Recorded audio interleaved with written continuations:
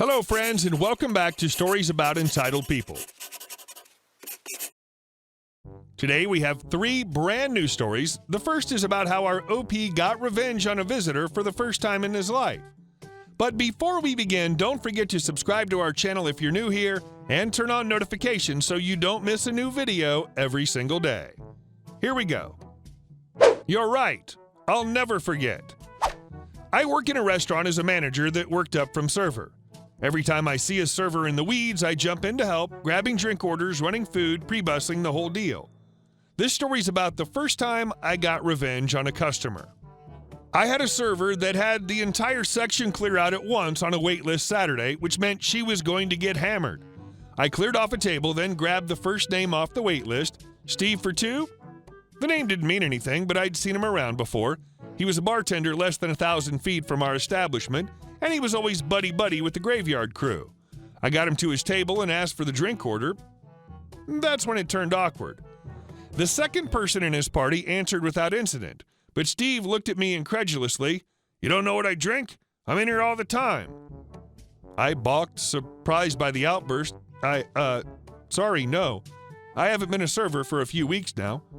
He glared at me like the effort to utter forth his drink as the lobby filled with more and more parties was too much effort to expend on a person trying to deliver him some GD sustenance. "Chocolate milk," he barked, and I smiled my manager smile and tottered off to fulfill his every damn desire. I returned with the table's drinks on the fly, informing them that their server would be with them shortly, and whipped around to start completing my long laundry list of tasks. From behind me I hear, "Hey, where's my ice?" I turned around slowly as I fought the smile into place. I have to admit that I probably didn't unclench my teeth enough to be believable, but I made an effort. "Ice? I'm sorry, I didn't know you wanted any. I'll bring you another glass with just ice." I started to turn, hoping to escape, then, "I always get ice." My mental response? "I just told you I don't know who you are or what you want, and you want to sit here and be a jerk because I don't read minds? Don't you think if I was a legitimate mind reader, I'd be something a little more picturesque than a restaurant manager?" My real response? "I'll be right back." Right back I came with a glass full of ice, and I honestly could have forgiven everything if it hadn't been for his last comment to me, "You'll never get it wrong again, will ya?" Like I was some snotty damn kid that had just been grounded. "Probably not," I replied curtly before scuttling away. I later heard he told the server he was irritated he had to pour his own chocolate milk into his own ice glass, and it was pitiful service. This was several weeks ago, and I've made sure to rush his drink to him whenever he sat. It's never right. He wants his chocolate milk in the large glass, we have 3 sizes, with ice and a straw. He never gets his ice and chocolate milk in the same glass unless I've used the medium glass and he's shorted milk. If I do make it correctly, I forget his straw. I usually bring him a medium chocolate milk, what he pays for, with a small side of ice in a tiny glass. So he has to drink uniced chocolate milk until he can fit the ice in. And I always walk up to him in the most cheerful manner, "Chocolate milk, right?" "That's great, Steve." Damn effing right I won't forget, Steve. And our second story. Dispatch said to go, so I went. Picture Jack. Jack wasn't just your average dispatcher. All dispatchers are the natural enemies of drivers, but Jack was something special. He was a wretched little homunculus who fed on human misery and frustration and couldn't find his own butt with both hands and a map. When shuffling trucks to help cover plants that were short, he delighted in sending drivers that worked 4 or 5 plants distant and tacking an extra 90 minutes of driving onto the end of their day, turning a 10 to 12-hour day into a 12 to 14-hour day. Sometimes it was even worse.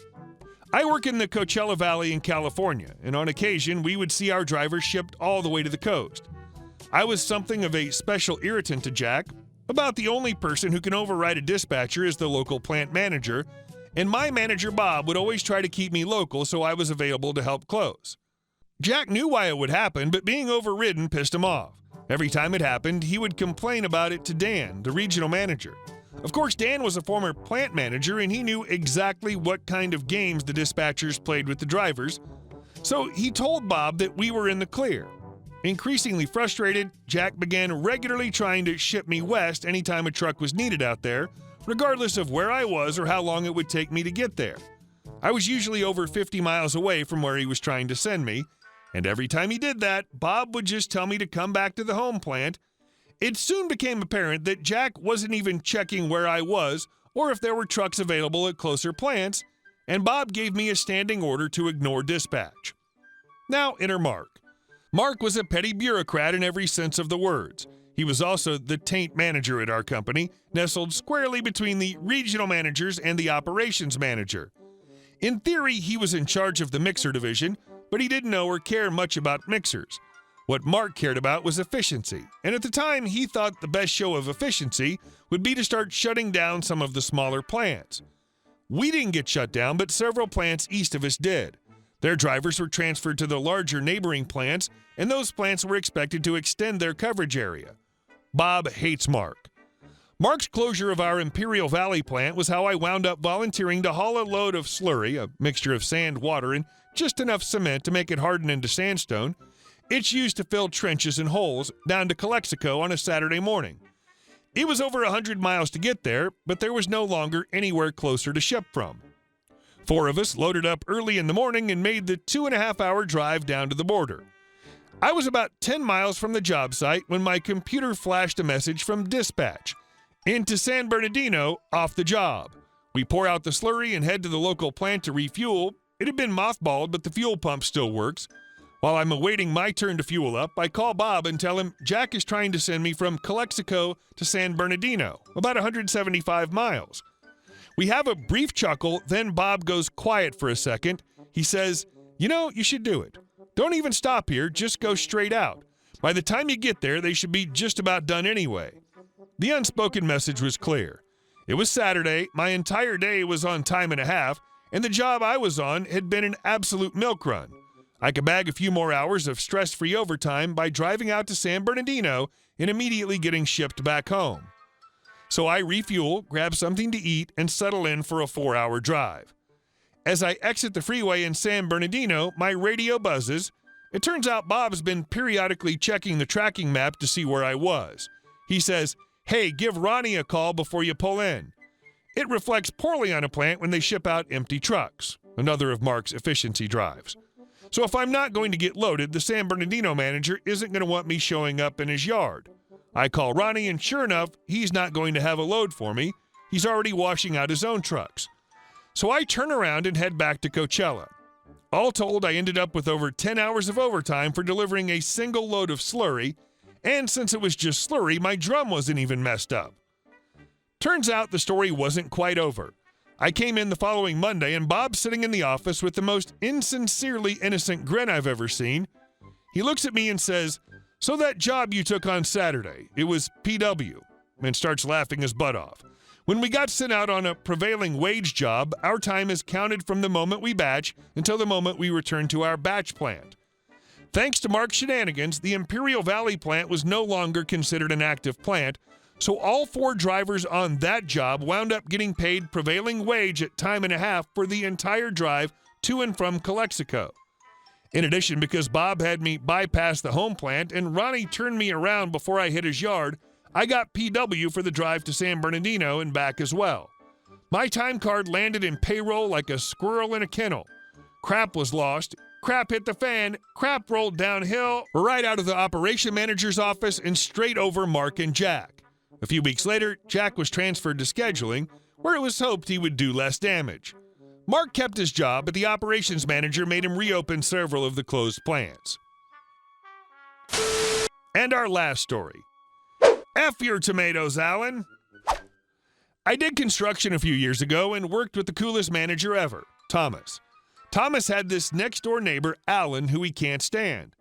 Alan would steal stuff out of Thomas's yard like gardening tools, lumber, and most importantly, dirt.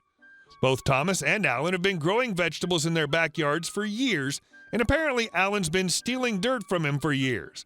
Thomas, being a very non-confrontational dude, lets it slide. At one of the job sites we're at, they come and drop off a crap ton of soil. You could climb these things. So Thomas figures they won't miss a few bucketfuls of dirt. The GC on site didn't care, so we proceed to help him load up some buckets in the back of the truck. We get 8 buckets in, and he says to me, "Hold on, I need one more for Alan." I'm thinking, that's really nice of him, thinking about his neighbor. Nope, he's going to leave the bucket out for him so he can steal that instead of taking dirt from his garden. That's when he tells me about Alan and his thieving ways. Joking around, I say you should take that tub of plant killer, IDK what this stuff is called, you have, and pour it over the fence. F him and his garden. Unbeknownst to me, the wheels of justice start turning in Thomas's head. He says nothing to me. We finish up the day and go home. About a week later, I show up to Thomas's house for work. He runs the business from home, and he's grinning to himself the whole morning. Eventually, curiosity gets to me. I have to know what's up, so I ask him. He breaks down his revenge step by step. He gets home, unloads his buckets of dirt in his driveway where Alan can see him, proceeds to dump all of them one by one where he needs them, but forgets one. Now, this special bucket was laced with plant killer. He emptied the entire bottle in the bucket and mixed it. Now, the best part of this is Thomas didn't offer Alan the laced bucket, he just left it out. If Alan would have asked for dirt, he would have given him the stuff, but instead he opted to be sneaky. So, under cover of darkness, he runs over, grabs the bucket, and takes almost all of it, then puts it back. After a week, his tomatoes withered and died. So he goes and buys new plants. Those don't last 2 days before they die. He goes back to the nursery he bought the plants from, and he gets more plants for free because he complained.